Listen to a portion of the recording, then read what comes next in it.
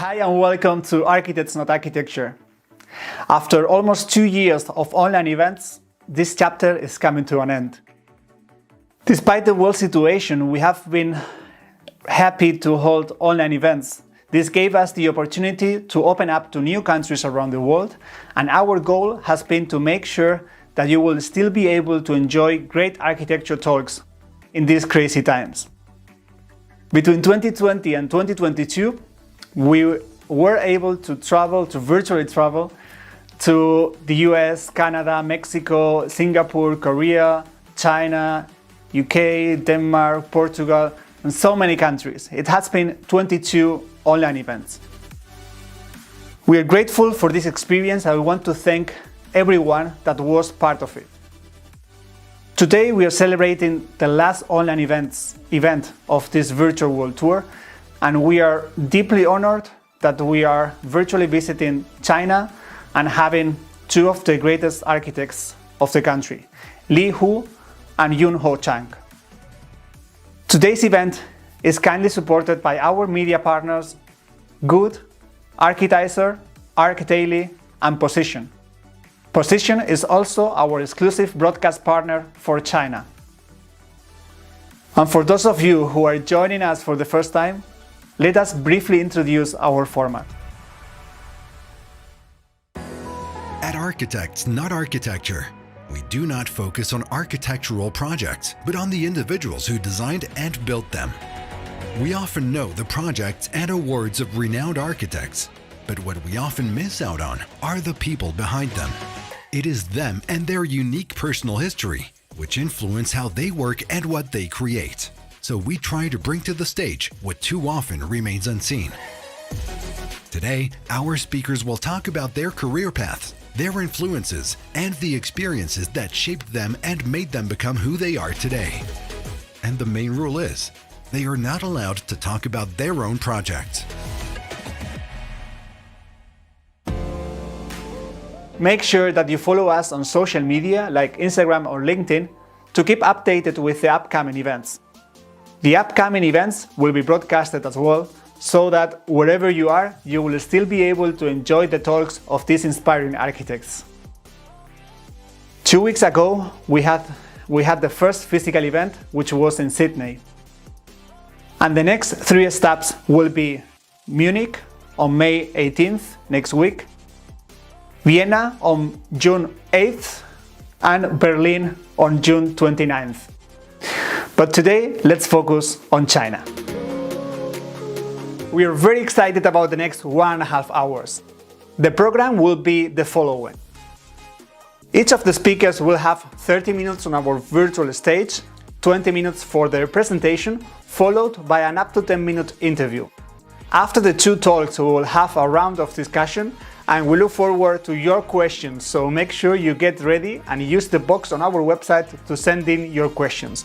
You will find it on the right side when you scroll down. And that's the plan for today, so let's get started. Our first speaker received his bachelor from Tsinghua University in 1996 and his master's in architecture from Rice University in 1998. With Stephen Hall Architects from 2000 to 2010, becoming a partner in the practice in 2005. During his time at Stephen Hall Architects, he founded and led the Beijing office. He was responsible for some of the firm's influential urban projects in Asia, including Linked Hybrid in Beijing, Bankers Center in Shenzhen, Raffles City in Chengdu, and Xifang Art Museum in Nanjing. In 2010, he left the office to focus on managing open architecture alongside his partner Huan Wenjing. He has been recipient of 50 Under 50 Innovators of 21st Century, Icon Magazine's Future 50, GQ Magazine's Architect of the Year 2014 and 2019, and Outlook Magazine's Creative Icons of the Year. He has also been the curator of the first China Design Exhibition, a jury member committed by the Ministry of Culture for the Chinese Pavilion at the Venice Biennale, and most recently a jury member for the International Velux Award. He is visiting professor at Tsinghua University and a frequent speaker and critic at universities worldwide. We are greatly honored to have him on our stage. Welcome, Li Hu.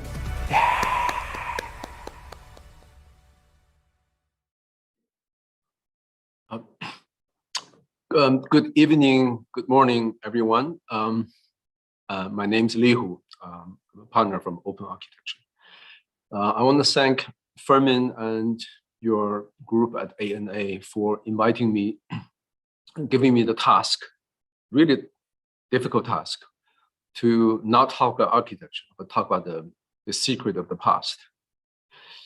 And I did spend quite a bit of time digging into my foggy memories, and I did careful psychoanalysis of myself.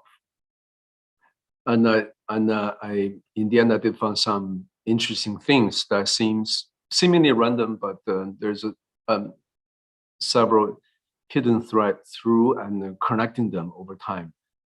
So I decided to talk about my teachers today, teacher in the open sense, which you'll see.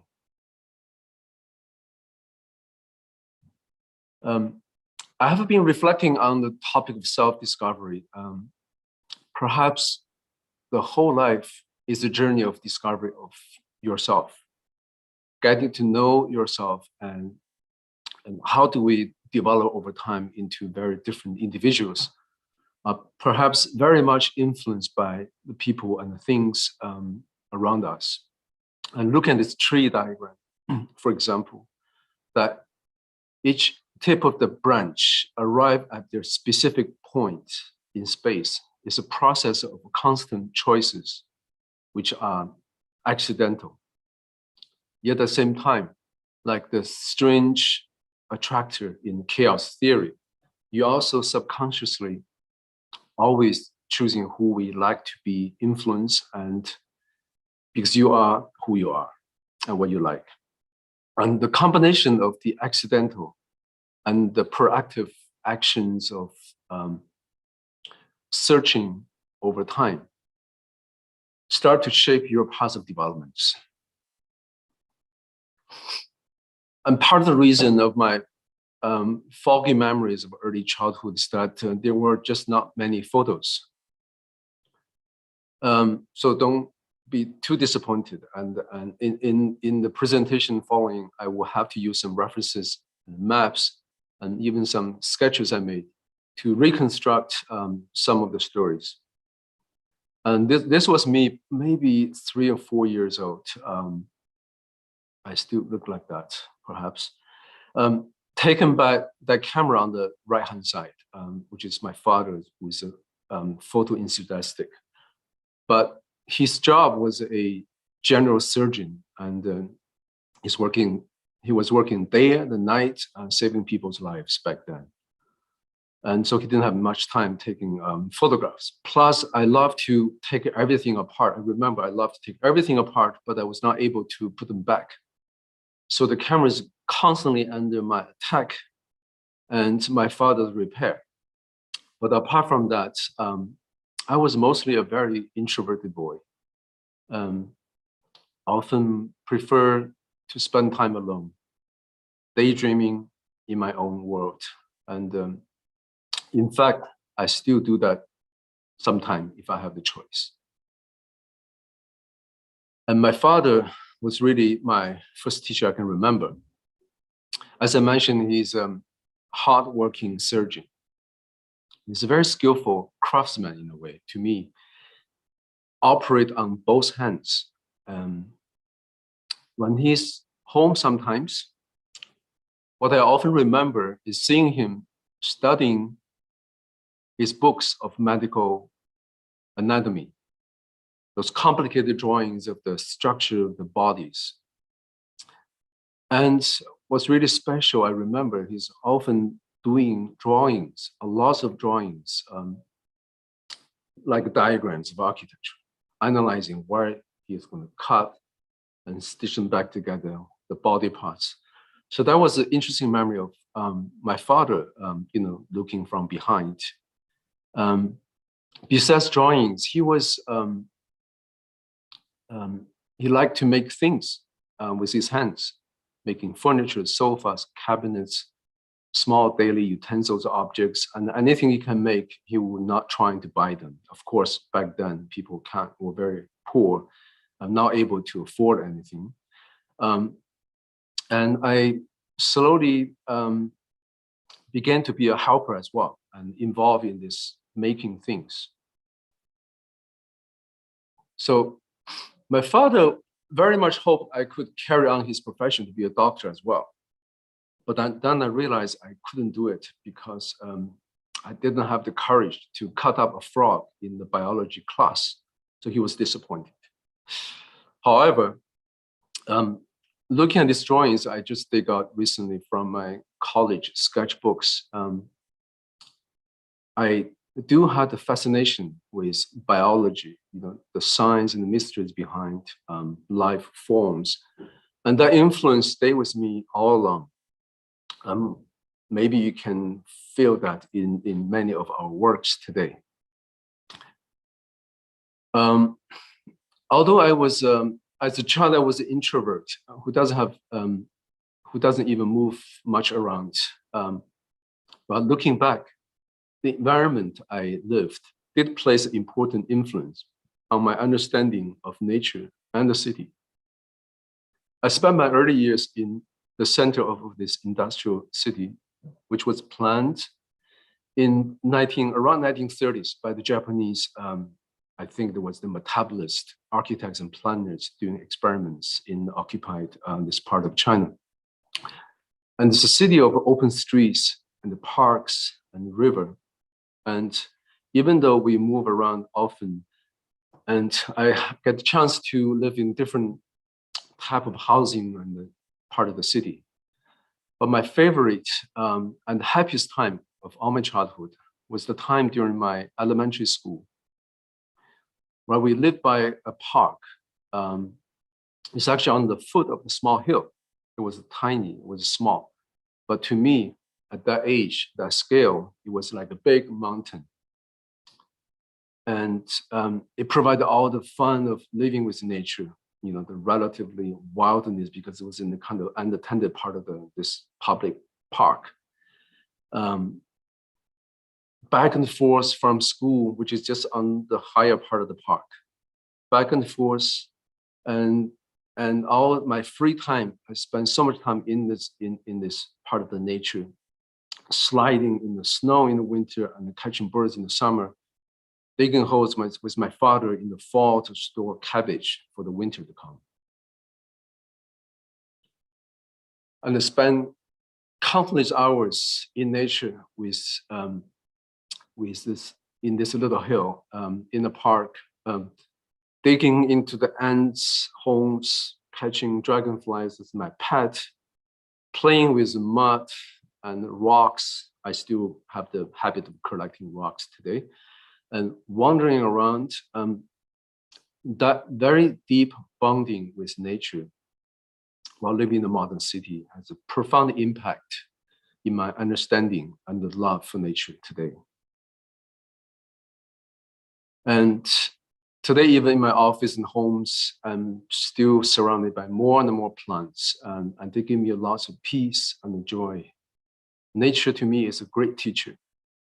They are mysterious, powerful, rich, and humble. And they seem to live in the different time and space, and they teach me to be patient.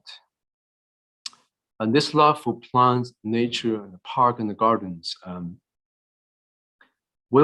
realize, will be a hidden thread throughout our projects and the work on today and later on.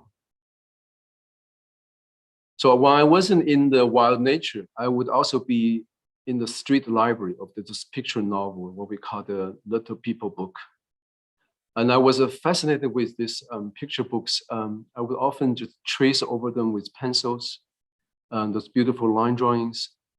And when I come back home, I would spend lots of time alone, as often, alone in the room, using my father's surgical scissors to cut up paper into these hammers and swords. And I start to make up my own stories of this ancient world. So at a young age, I was quite a skillful scissor cutter and a daydreaming storyteller. I didn't have much memories of school, except one very special Chinese teacher as my final year at elementary school. And he loved films and loved to share with us.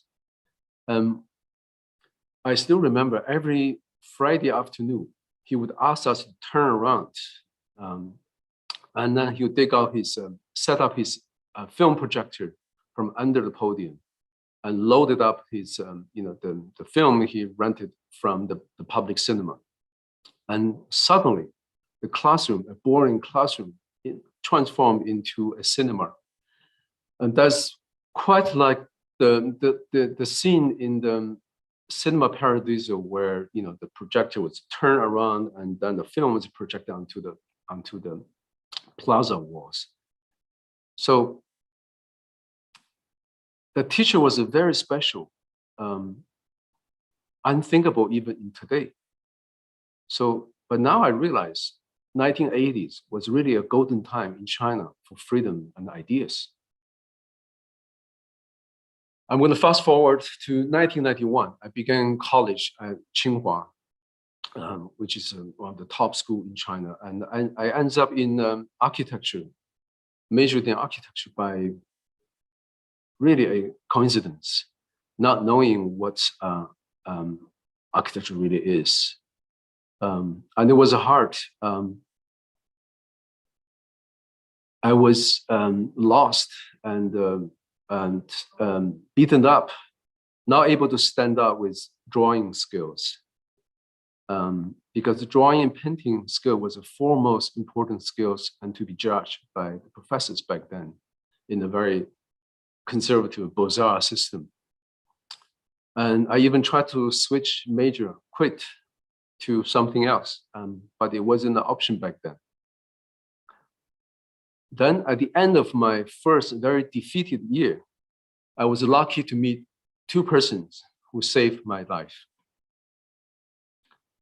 My very first girlfriend, who I talk about later, who became my wife and my lifelong partner today. And another one is a very special professor among all the relatively conservative professors back then. She just returned from working in Australia, and Professor Shen Sanling. And she started training and pushed me to draw more and better. And I started to draw and I draw everything I could, and I started to gain confidence. And the ability to draw and to think and express with hands had been the most important tool for me.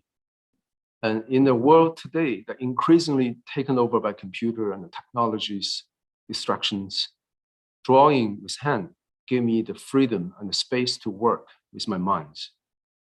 And in these photos on the right-hand side, you can see Professor Shen, who visited us not long ago, and I was showing her my sketchbooks.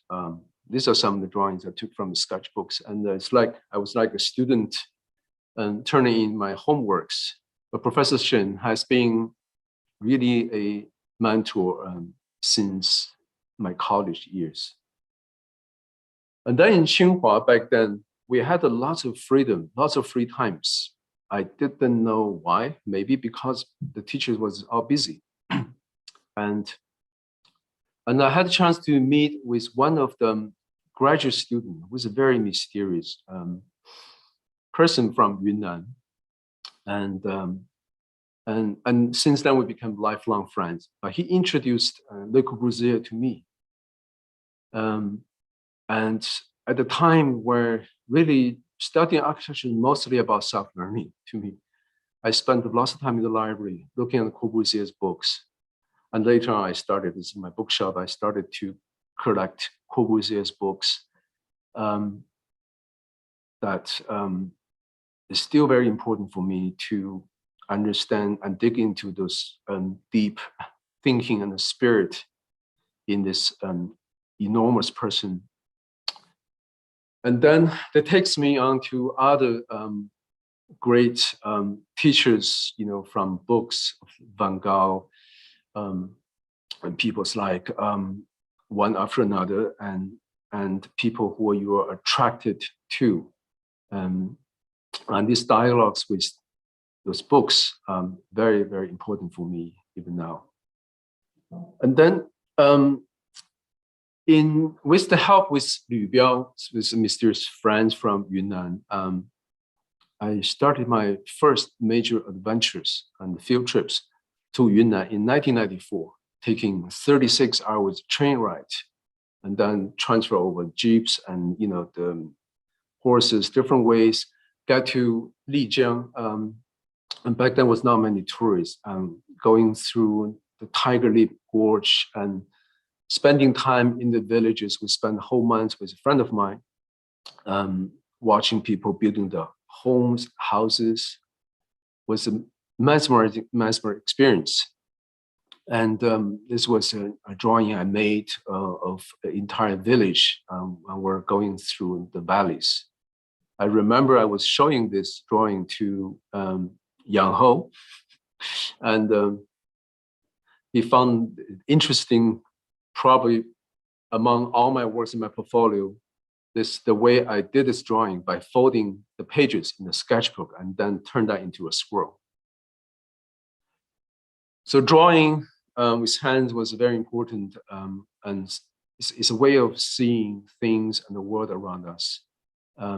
That was the old town, well preserved from Song Dynasty, right before, about 6 months later, was destroyed by the earthquakes. And another year later, I went to Wu Taishan and those temples, very ancient temples. Continue to draw on the documents and see and learn from the world. In 1996, I started my graduate studies at Rice. Back then, Yang Hong was teaching there as a professor. I was debating between going to GSD and Harvard or Rice, and I chose to go to Rice because it was offered full fellowship. So I had the financial freedom. And I think back then, I think was really lucky that I was able to spend the time with the great peoples in Texas.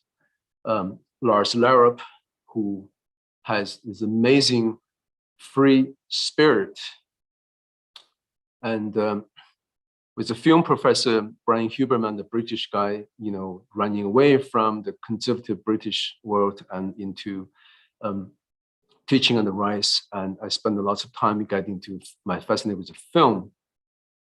And then Bruce Mao, who really opens eyes on the free thinking and the research, and the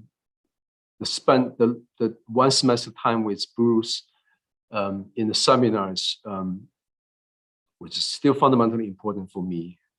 And his introduction to the medium is the massage.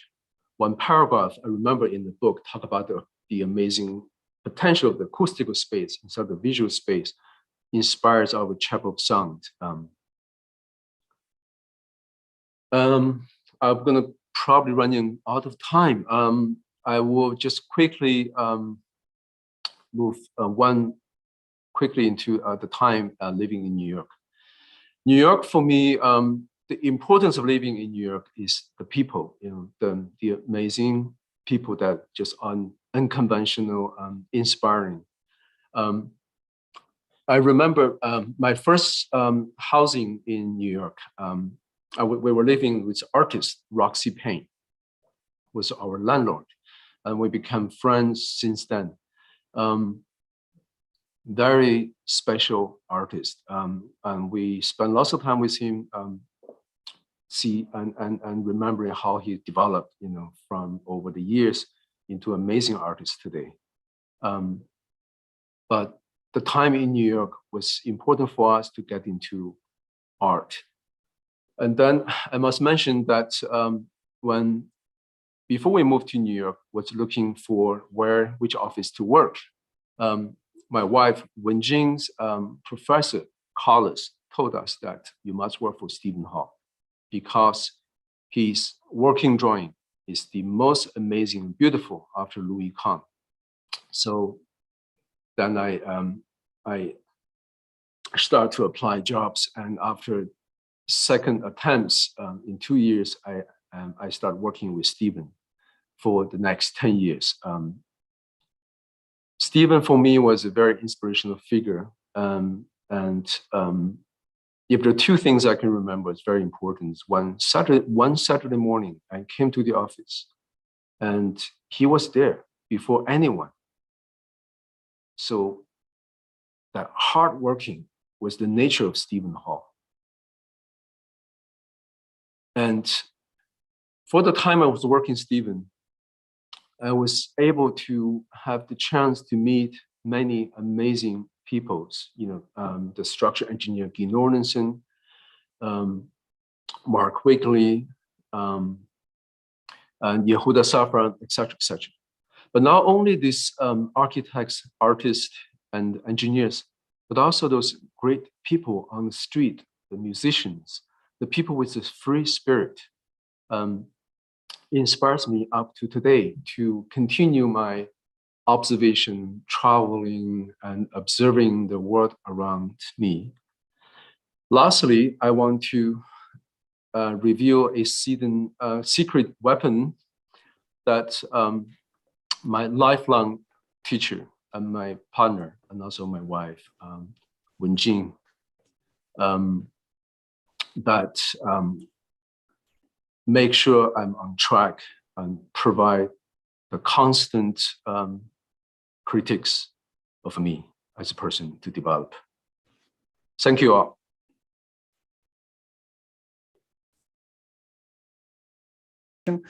I'm really impressed by the presentation, and I guess the audience too, to get to know your influences from the people that you met and the experiences that have shaped you and your architecture from this perspective. It's also very nice to, for example, that part with drawing, as you said that you were not good at drawing at your beginnings at the university, and that could happen to many people, and you were lucky enough to meet someone who told you to practice and practice and practice again, I guess. Is this something that I wonder what kind of influence would you like to be for youngest generations or for students when you meet them, and maybe they share with you their problems or situations or what they are suffering? I don't know. What kind of influence would you like to be to them? Well, I hope my personal experience would offer a lot of hope to people, and because I think I wasn't very talented. I'm still not very good in drawings, but you can have the courage to explore your potential. And I often tell people in my office, the younger generation in my office, I said, stay away from your computer once in a while. You don't want to become the slave of the computer. You need to master a tool that by working with your hands, the hand, eyes, and the brain, that you would have a lot more freedom in thinking, in making. So I think that we benefit from the time when there was no camera, there was no computer. That working with your hand, making things, drawing things, and seeing things is very important. And be able to enjoy spending time with yourself alone. I love to spend time with myself alone, and I did most of that in my childhood. But I think to be alone, enjoy the solitude, meaning sometimes being alone yourself in the book as well. That's being alone as well. They offer lots of calmness and peace. It's very important to be able to run away from the noise and distractions of today. And how do you do it today? I guess you are very busy with the projects. Many people are trying to reach you and trying to have your attention, and you have the stress of the office. How do you still make sure today that you have time for those things that make you, or give you peace, and give you also place for freedom? As I mentioned in my presentation, I love plants. I'm surrounded by plants. I spend lots of time with my plants. The plants is a good excuse. Is that a passion that you share with your wife? Excuse me? Is that a passion that you share with your wife? I may have more passion in plants than my wife. But she, like me, loves nature as well. But I think there's lots of ways. You need to invent ways to be away from the distractions. Of course, working with my wife, she helped me a lot to fend it off the distractions. For that, I'm deeply appreciated. And I'm not that capable to deal with too many things at the same time. But working in the team, in the office, that we have a great team in the office, that we were able just to share the burdens. And I just don't pick up phone calls as well. I guess that's a good habit. You have a delayed response. You have mentioned Stephen Hall, but after the Stephen Hall came the time when you and your wife founded your practice, and you have been having a huge success and lots of great and really interesting projects. When you look back at your career, what are you the most proud of? Was proud of? Wow. I must confess that I had a very rushed second half of the presentation. I didn't manage time very well. I'm sorry for that. For an upcoming participation. But I do think the early part, before the time you're 25, was probably far more important in shaping your future. Working with Stephen, those 10 years for me was quite important. We were great working together. We share many, many beliefs, but we also share many differences. The last 5 years, I was working mostly in China, back and forth, but I spent a lot more time in China, working with the realities, challenges, but also freedom. Being away from New York also offers lots of freedom. Well, if I was what I was to be proud of, and I think I was a bit unbelievable at that young age. I was very young, and people didn't believe me looking how young I was, but I was able to pull this big project off. It was just amazing time in China, around the time of the Olympics. It was optimistic, and people are open to ideas. And to me, that was a time of pressure cooker, that you work under enormous pressure and the speed and the scale and the complexity that, pressure cooker, you cook rice faster. I was cooked very fast back then.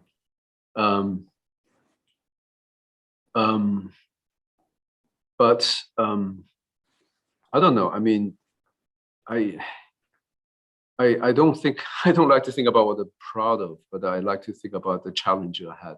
Things just getting more and more challenging. maybe that was an intentional choice. You pick on tougher and tougher challenge, and the world is changing too. So hopefully we'll be able to survive the tougher and tougher challenges ahead with the tools we had. You say, and I quote you, that to survive this very tough profession, you must be an idealist, meaning not making any compromises to your values. My question to that, and there's also one question from the audience related to that, what are the values that you will never compromise? Well, I think every project you do must have a sustaining and strong, powerful ideas. And it's the ideas, which is the substance, and that holds things together, that you cannot give up. If the idea is lost, then the project is over. Because the architecture is about, it makes influence to people's lives. That it's not just a picture. My early influence from film, even when I was daydreaming as a kid, it's all about interwoven stories. Architecture is like that too. You're fabricating, you're making the whole experience through time and space into a cinematic experience. And that was that experience that can have a positive and profound impact to the people and to the environments that inhabits is important. And that's some value you cannot give up. And there is a question from the audience asking, how do you balance the relationship between commercial interests and artistic pursuits?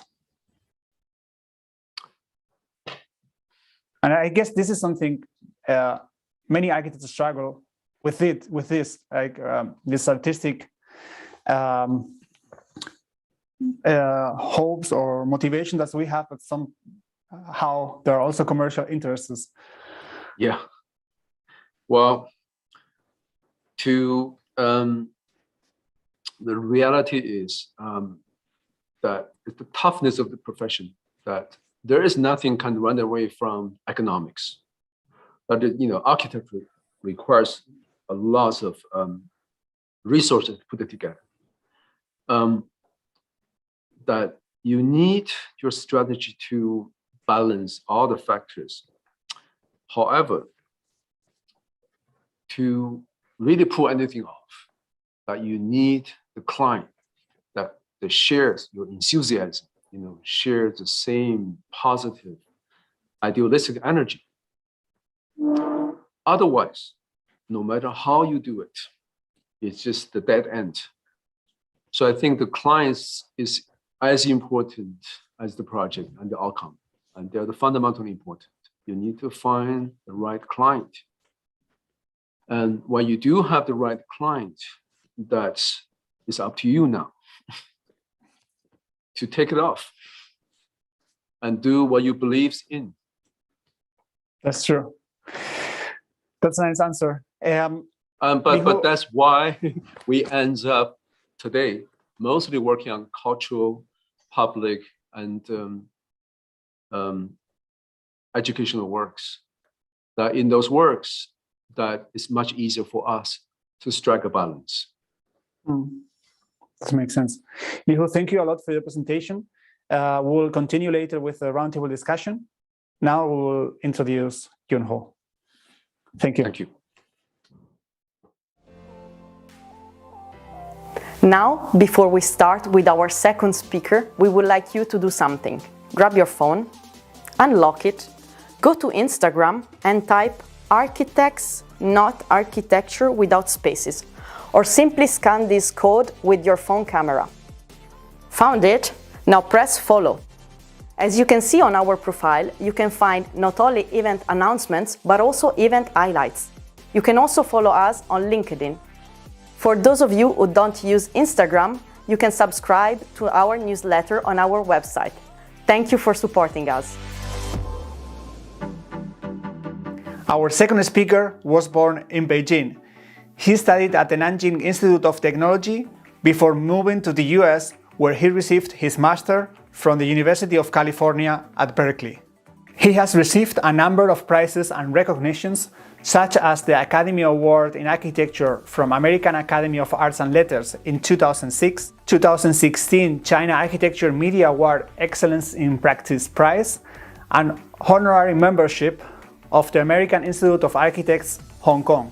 He has taught in the US for 15 years before returning to Beijing to establish China's first private architecture firm, Atelier FCJC, in 1993. FCJC has been recognized as one of the 100 best architecture firms 2019 by Domus magazine.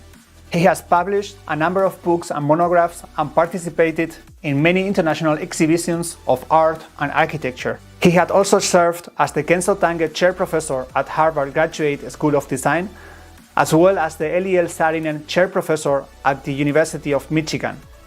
And he was a jury member of the Pritzker Prize from 2011 to 2017. We are grateful to have him with us today.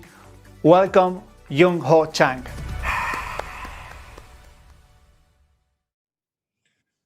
Hello, everyone's out there. And my real name, by the way, is Zhang Yonghe. That's my Chinese name. However, in the English world, I have become Young-Ho Chang, so whichever you prefer. I was born in Beijing, China. This is my immediate family. It's relatively small, as you can see. However, I have an extra large extended family on my mother's side. These are my grandparents on my mother's side. And here are some of the siblings of my mother, starting with on the left-hand side, that's my mom. She's the number 8 sister in the family. And then it goes from left to right. It's number 7, number 6, number 5, and 4 and 3. And there are 3 sisters and 2 brothers missing from this picture. For me, what's really interesting is that a lot of these aunts of mine were into arts. Sister number 7, and she became a chef. And I actually worked as a busboy in her restaurant in San Francisco. And she would sneak out during the day and took me along to see art films, such as Chang's Missing, and what's the other famous one? Life is cheaper than toilet paper by this very renowned filmmaker, Wayne Wong. And just as an example, so I got the idea, film as an art form from her. And then my aunt number 3 and 2 and 3, both were amateur Peking opera singers. So, and my mom also is interested in arts in general.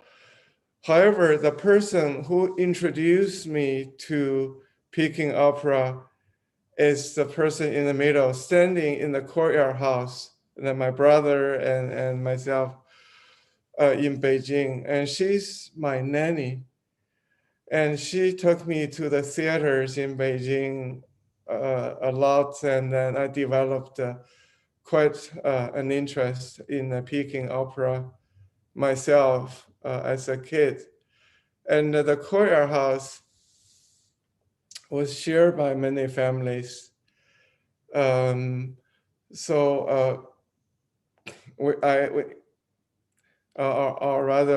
family had many neighbors, and I was with the neighbors' kids. So I was joking, my presentation today is rated R because you see a nudity in my presentation. My brother, as you can see, he's always there. And so the interest in the Peking opera actually developed. So I was trying to act myself a bit with a borrowed big beard and a whip for the horse and so on. That's right inside of also the courtyard we lived.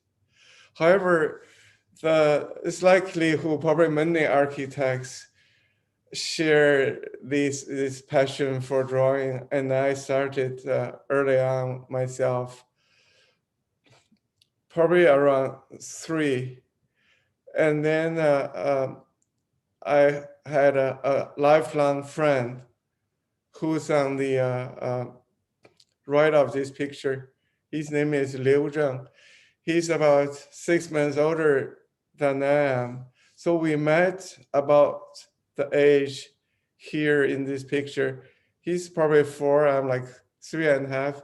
We started to draw together very much, but I'm not gonna show any drawings because I think the rule of the game is not to show our work. So I'm gonna show a drawing done more by Liu Zheng, but he and I will work on the story together.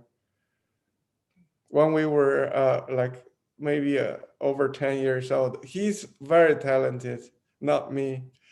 And then my mom taking me to an art exhibition. And then here is my dad in studio smock, drafting room smock, designed by himself. So he was an architect. And his idea of education is really let my brother and I do anything, not to influence us. But in the end, when I had a problem to decide what to do with my career, or rather going to college, and he finally interfered once, because my drawings were so poor that I wouldn't be able to get into the first class after a Cultural Revolution. So he decided to suggest maybe his profession, architecture, was something I should consider. So I did, because out of very few choices, my science courses were pretty terrible also. So I couldn't do art, and then I studied architecture because of his suggestion. So, and of course I learned a lot from him throughout my life. So anyway, this is more how I grew up and my family.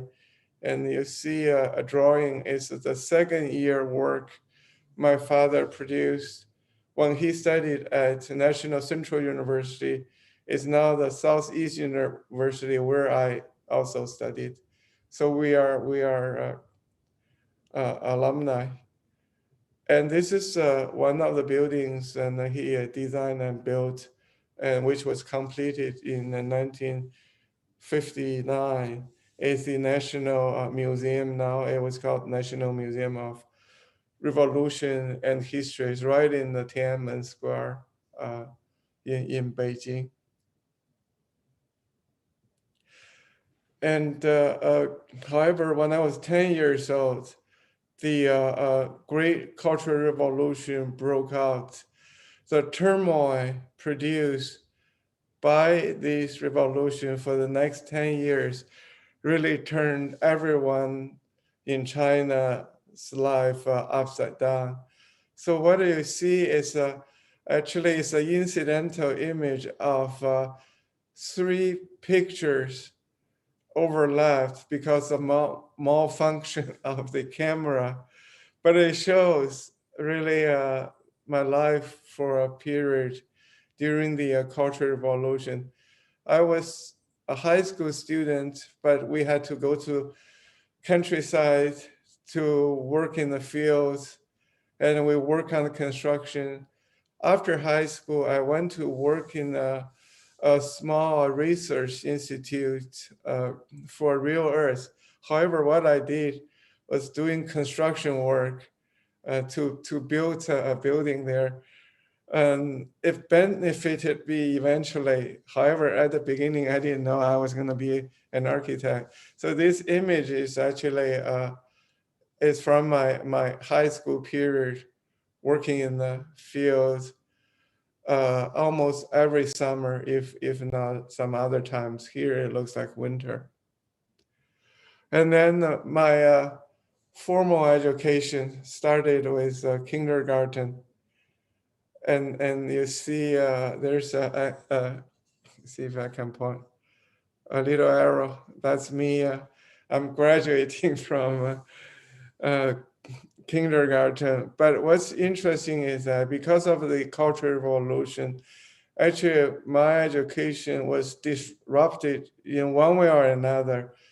So my father had to get private tutors for to teach myself and my brother English. These are the first English teachers my brother and I had. And very unfortunately, because of the Cultural Revolution, this couple committed suicide. But really, I was in my third grade. It's about 10 years old, and then my brother is 3 years older, and we remember them, always. And then later on, still during the Cultural Revolution, my father also got me a private tutor for architecture for a while. And here he is, and Mr. Fu. He's like a literatus, as you can see in the image. What's interesting is not so much what he taught me at the moment. Rather, later I discovered he did extensive research and survey of Chinese vernacular architecture through his very elegant drawing. Actually, he was able to instill a sense of modernist. Well, not modernism, that's probably not the right word, but kind of a modern sensibility in these drawings that I started to realize there's a way to translate the vernacular into something modern. So this is one of his survey drawings in Zhejiang province, which actually is the home province for my family. And then I went to Southeastern University to study, and this is a professor, Sun Zhongyang, and he was my first year design teacher. So one day I was trying to draw only a few pieces of brick to indicate a whole wall built with a brick. However, I didn't know where to stop, so I ended up drawing every single piece of brick. I was frustrated by that, and he came along and he said, "You did the right thing. This is architecture." That's something I always remember. So from that day, I started to understand architecture is about building something. It's about material. And this is Professor Sun, a very gentle, mellow person. Every single student was afraid of him because he always demanded the very best. And then I moved on to the US. And this gentleman in the picture is a South African artist and architect. His name is Rodney Place. He was teaching at AnA. He came to the US and toured around. I was very lucky to have him as a professor at Ball State University in Indiana. And he turned my mind around, and he told me something also very important. He never really complimented any students or encouraged any students. So when they asked him, how was I doing? And he said, well, you're trying too hard to be like the other American students. You should be you. So, and also ever since I try to understand who I am, like this question raised by this opportunity to talk the people who influenced me. So that's during a studio, and I took the picture actually. And then you saw him already in Li Hu's presentation. He was my professor as well as boss later on. A Swedish architect and scholar, Lars Lerup.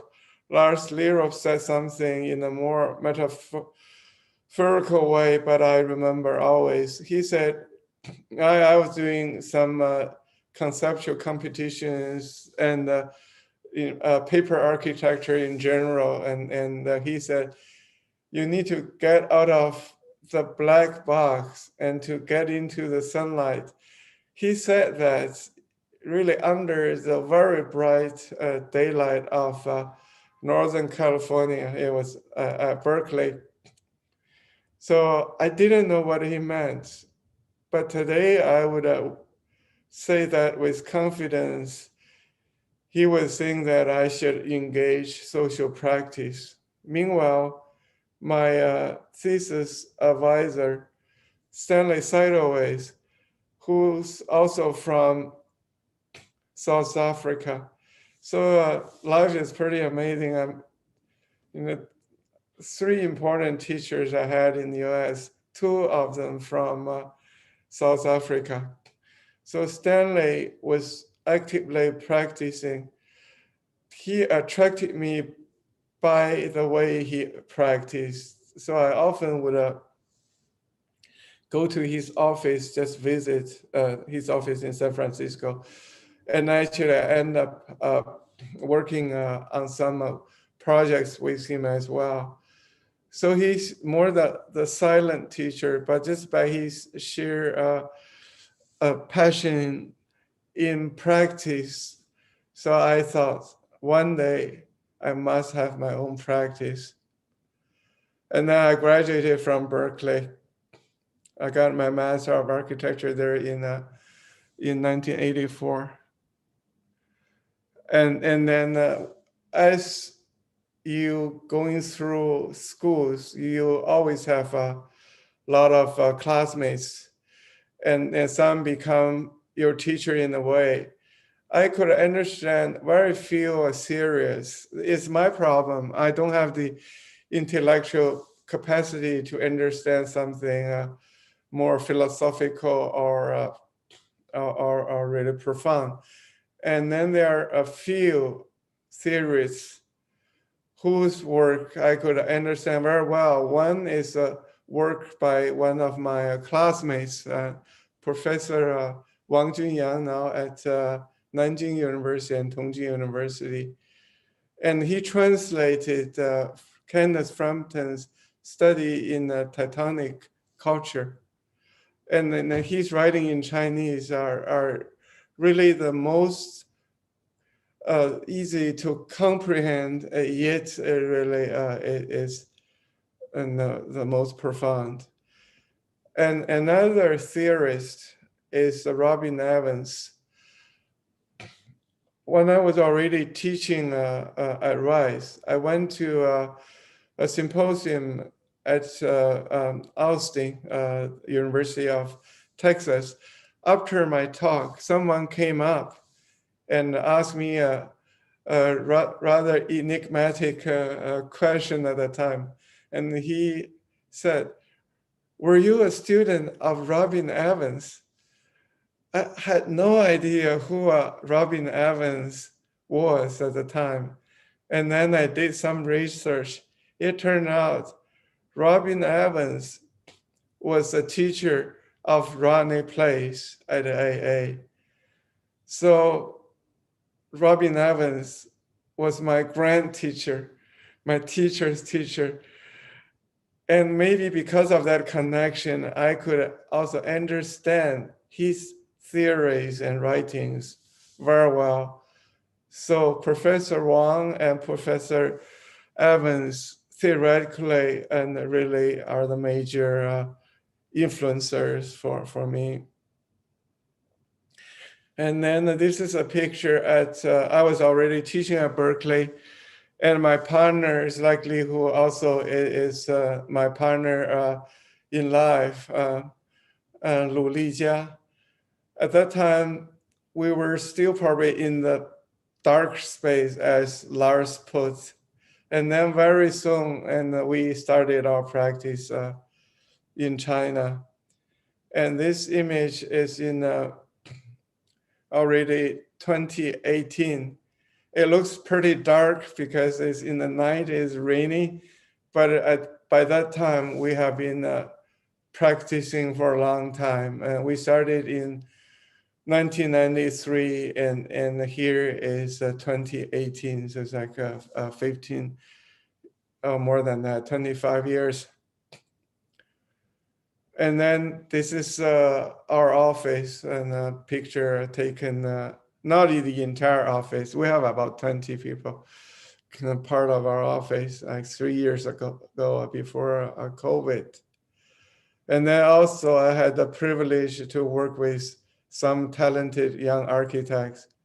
And you can see in this picture. However, that's at an occasion in Shanghai. Not too long ago, Li Hu and I, we did talks back to back. I also taught for a long time. I couldn't find many pictures of the early years of my teaching. I started at Ball State University where I studied, and then I moved on to Michigan University. This is probably in 1988 when I was teaching for sure at Michigan. And the person in front of me, she's a co-teacher, and actually a bunch of us young teachers went out to ice skating rink at the university in the evening. So we were having a good time. However, it was a period, I had a very little idea what's gonna happen next. And that's probably common for the young teachers. I remember the person next to me, her name is Lisan Couture. Her practice is called asymptote.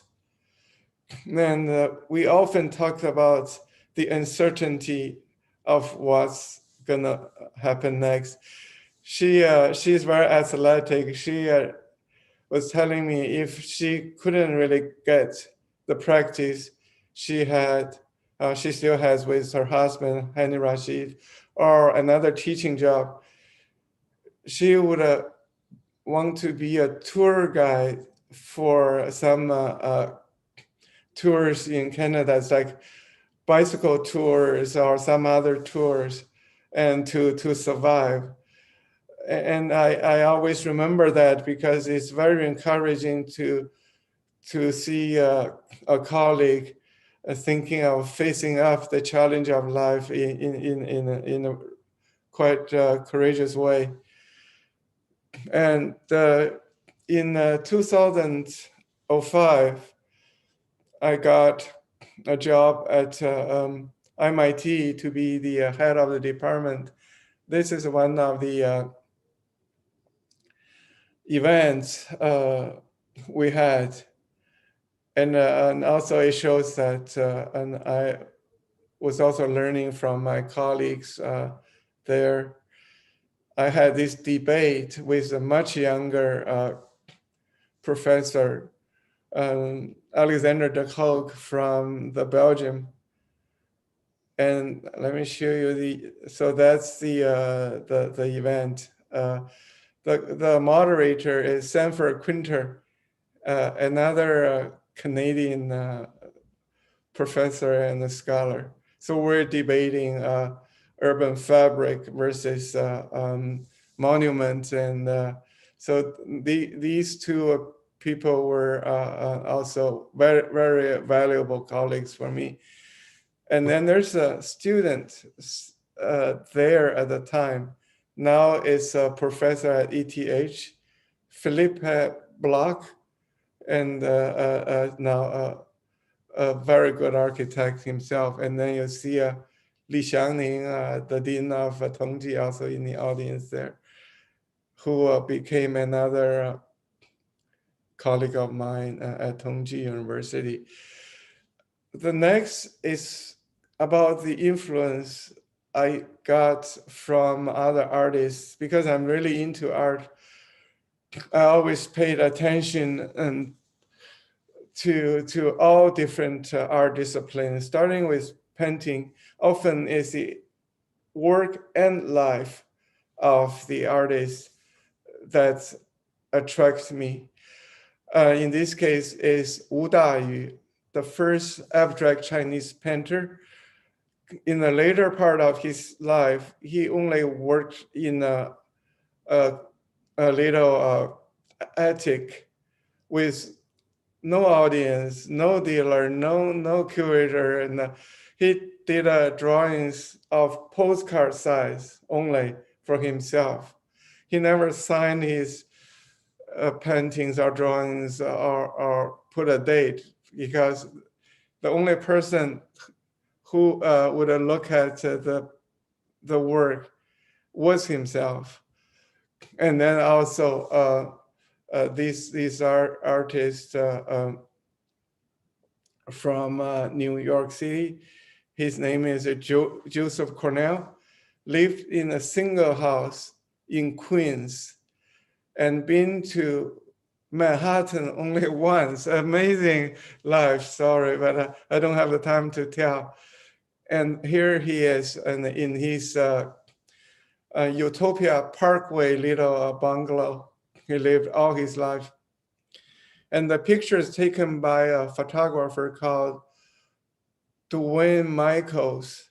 This is Michaels' typical work to construct a visual narrative with, of course, a very few photos. This is called Chang's Meeting. And then this is getting into film. Okay, I don't have much time now. I'll finish up. This is a Chris Marker's film, totally constructed with motionless pictures. Another film by now Alain Resnais, last year in Maribor, a very strange construction of time and space. So time and space becomes the focus of my interests. More, they work together, Alain Resnais and Rob Grier.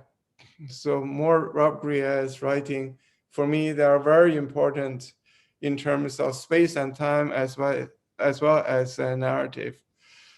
And then On Time, a book by Francois Julien, is a comparison of Chinese time and European time. How Chinese time, the observer is inside, so it's continuous. And then there's always present. The European time, however, you observe it from the outside, so it's divided into present, past, and future. So I'm not going to talk about these other books. There are a lot of them, time and space, benders or twisters, poise. I love graphic novels of the classics, and this is Francois Scuiton from Belgium, and Chris Ware from America. Anyway, so whenever I draw, whenever I look at these graphic novels, I feel like I'm back being the 4 years old kid. So maybe I'm always the 4 years old kid. I will still be that even when I'm probably 80 years old, hopefully. Thank you.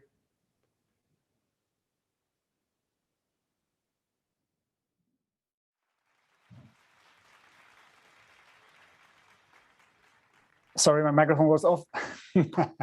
Sorry. Thank you, Juho, for the nice presentation. We really enjoyed it. Maybe I want to ask one question, and then we'll start with a roundtable discussion. As you wanted to be an architect, and sorry, you wanted to be an artist. What do you enjoy of being what do you enjoy the most of being an architect? Well, eventually it turned out to be the same. Is to make something, to make something on a two-dimensional piece of paper, and to make a bigger object like a building. It's a way to engage the physical world, and I think there are apparently two worlds for most people. One is more the mental world, and the other one is more the physical, tangible world.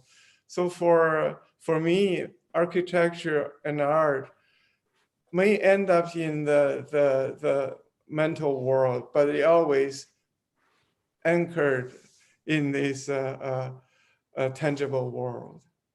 Mm-hmm. I would say let's start the roundtable discussion, and I will ask Li Hu to turn on the microphone, and then we can start the conversation. As we have seen during the Juho presentation, you know each other also for a long time. Is there anything not related to projects that you would like to ask each other?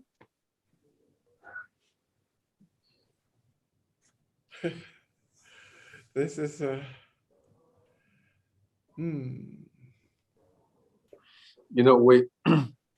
I first met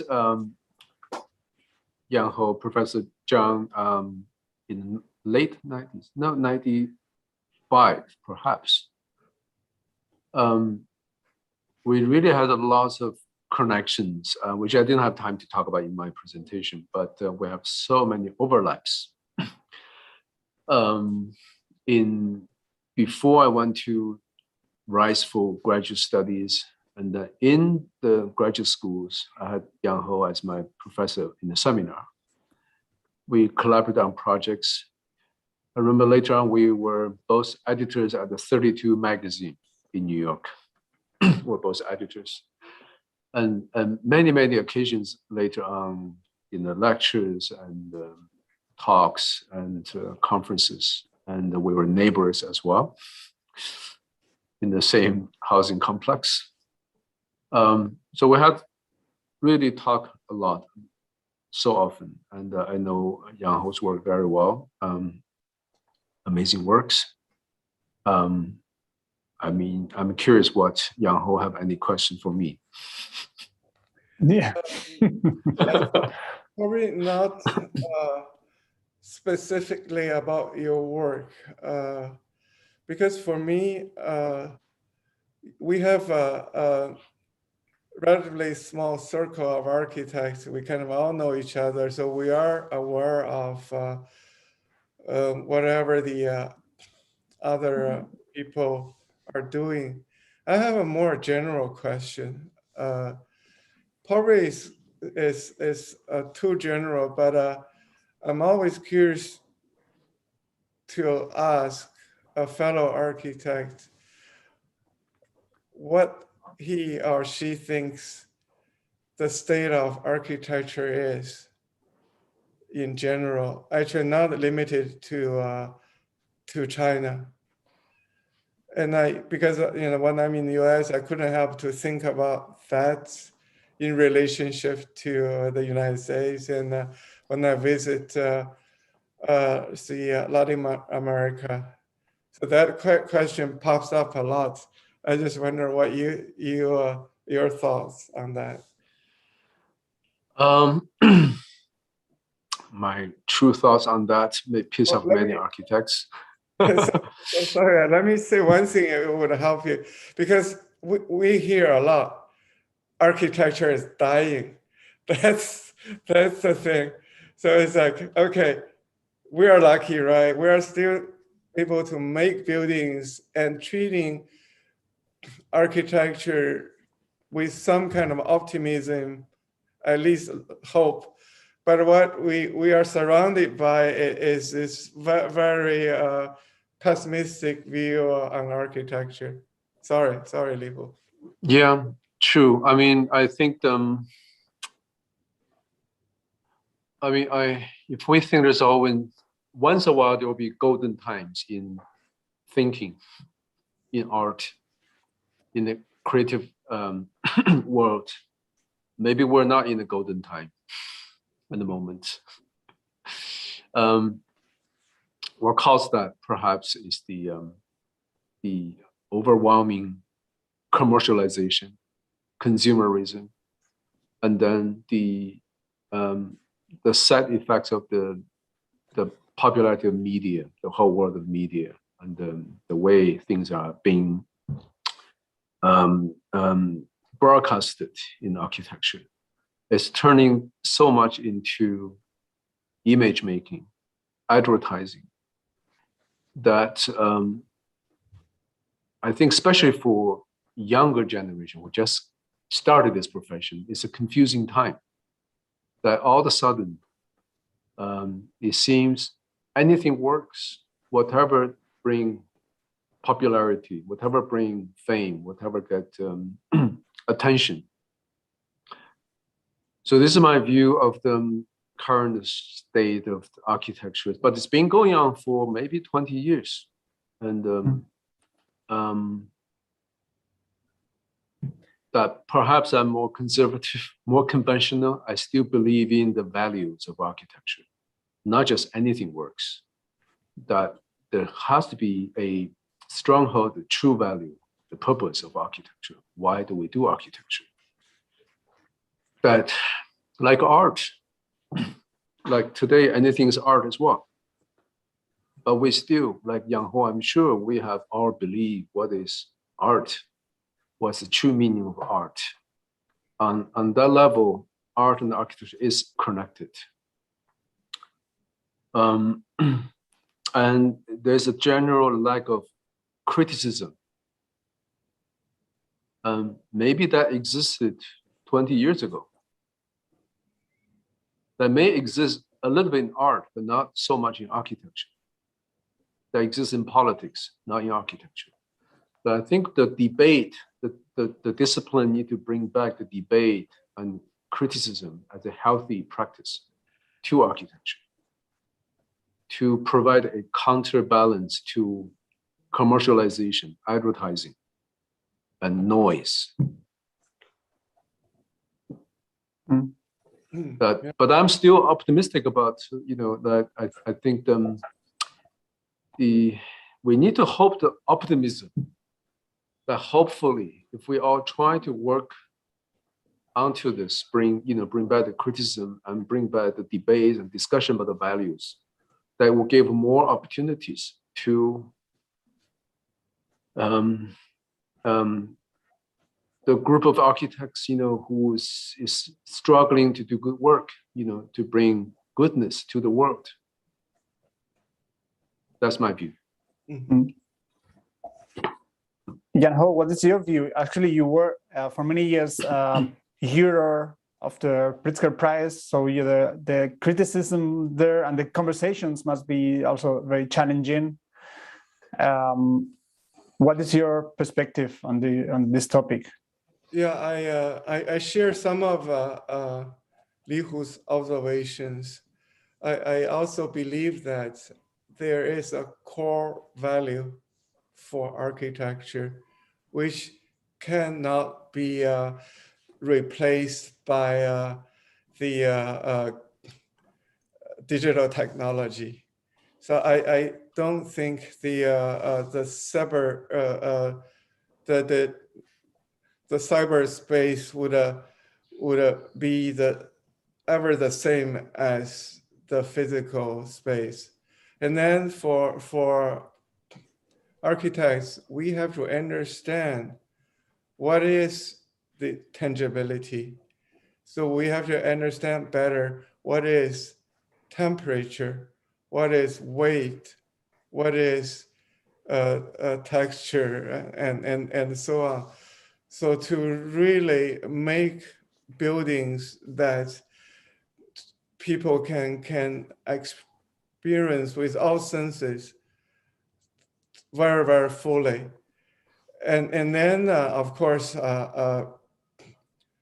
we can see how architecture still be something we would appreciate. Well, we have all these fantastic new technologies. If we only make architecture as images, and then we reduce them to a flat image, of course it could be on computer. And it's really kind of partially, at least. I know we don't decide the fate of architecture just by ourselves, but if we try really make better buildings, that would help to make architecture survive in this world. There is a question from the audience asking if there is any space in China for local architects to do artistic exploration in public architecture. Is there any space in China for local architects to do artistic exploration in public architecture without the bureaucracy or bureaucratic interference in terms of aesthetics? That's the full question that we got. Okay, so I can try first. And see, in my talk, I just mentioned that there is a social practice of architecture, meaning that it's not at that moment, architect is not like an artist. You have to be working with other people. You have to be working with all these factors, political, economical, social, and so on. So you are, in a way, more a team member. Although in some cases we can be the team leader, but in any case you're a team member. So bureaucracy will always be there. You have to work with it and then to bring them on board. So and then your artistic expressions are not necessarily a compromise, but something that you would have contributions from not only bureaucracy or the client or the engineers, and probably all of them would be able to work with you together. So we don't work with or within a vacuum. I have to say, maybe 20 years ago, I would have the same question like the one that you brought up. But at this point, if there truly a vacuum for me to work in, I wouldn't think that's terribly interesting. Actually, it's all these constraints, limitations. Seemingly, there are limitations. If we could turn them around, that would be the most interesting thing to happen. And Lihu, do you want to add something or answer? Give your. I do share the same comments as Yang Ho just mentioned. One thing I want to add is that not specific to this question, working in China or working in elsewhere, specific to this question, there's no fundamental difference. And I may say that perhaps in China there's a bit more freedom to have the space for the artistic. For me, I have to say maybe a free expression in the realm of architecture. Bureaucracy exists everywhere. There's different kind of bureaucracy. In China, you have a different kind of bureaucracy, but it's just you just as an architect work through that that complexity. But from my own experience, I do enjoy, in many ways, the kind of freedom that in making something happen, and something compared with my working experience in the States and Europe. There are many things we do here. It's not even possible. I mean, I don't have time to expand into explain why, but the short answer is that bureaucracy, limitation, like gravity always exist, but you have to work around it and push your idea through and make something happen.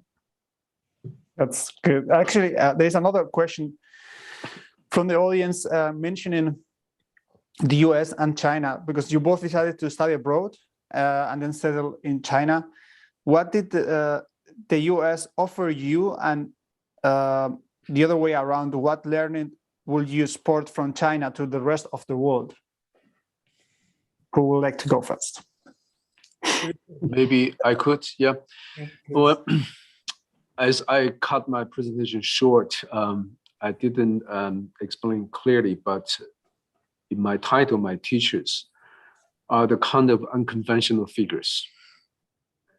The people think differently. The people do things differently.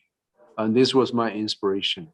But it was also deeply inside me, myself, being a person like that as well.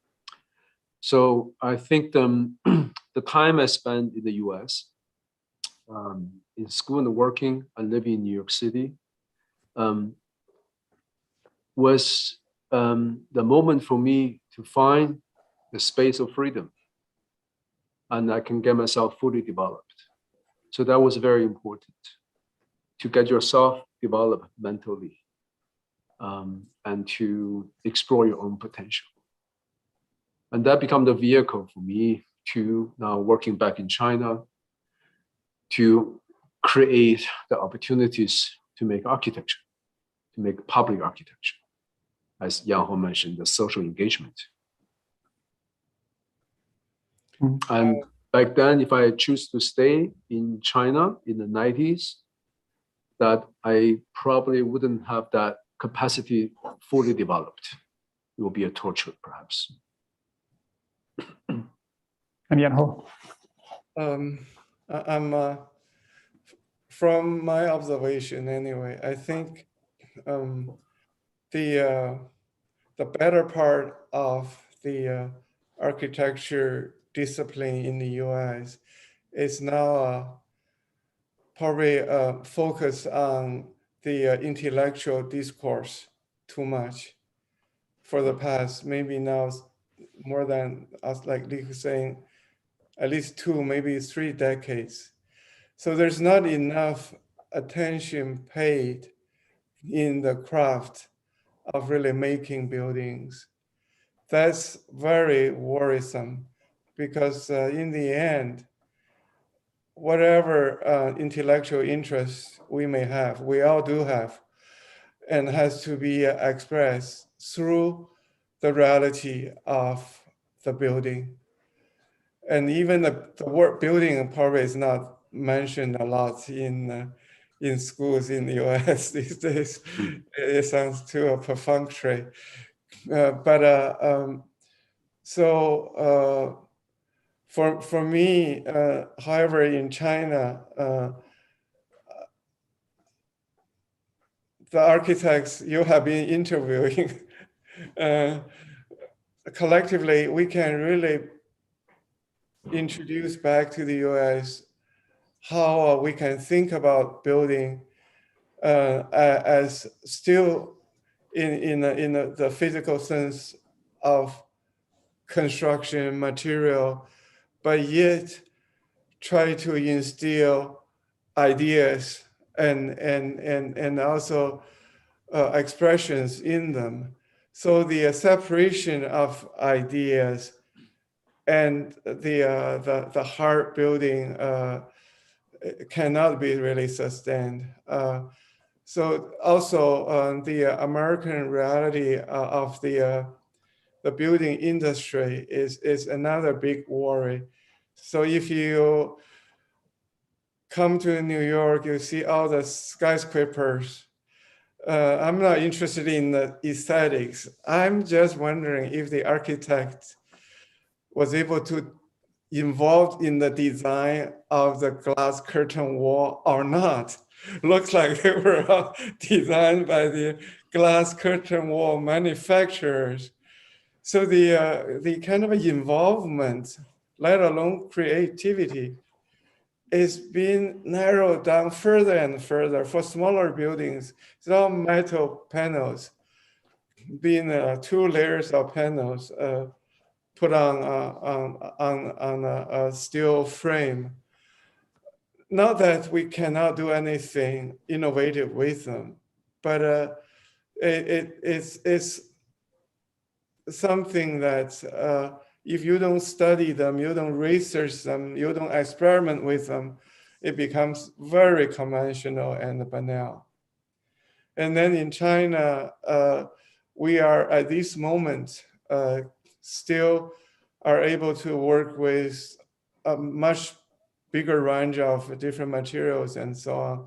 Although it's in the process of narrowing down, and now with all the right reasons, right, the environmental reasons, we have to use also metal panels for school design and so on. But with the current kind of using Frampton's word for Chinese architecture, the Renaissance spirit there, and we hope that we can do maybe little improvement on even the paneling system. And it's not that nothing to learn from the US, but this, for me, is something, what I mentioned, something bigger. Maybe I like to put that on the table for now. Yeah. Would like to ask something, Lihu, to that.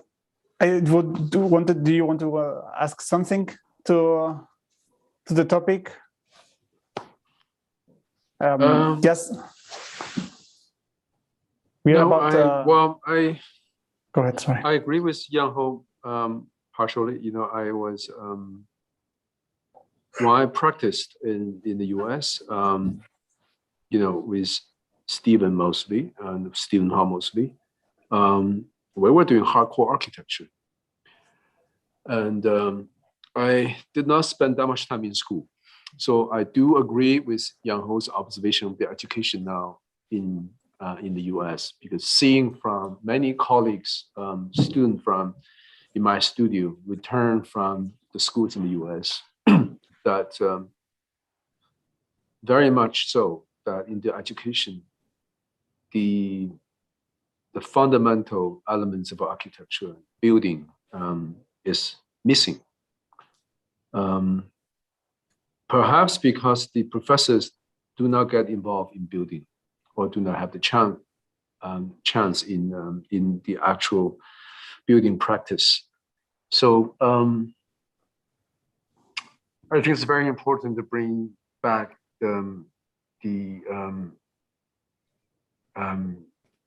that very important part of the discipline into the education. But when I was at Rice, I was lucky that Lars Larvas, the dean, offers full freedom for students like us. So I didn't have to suffer from the things I couldn't understand, theoretical heaviness. And I was able to move away from that and I spent my time in film studies. And I graduated with my making of film and cinematic installation.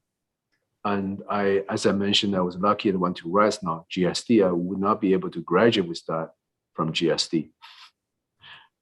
But I think there's need to be a balance of the theoretical approach, the critical thinking, and critical construction.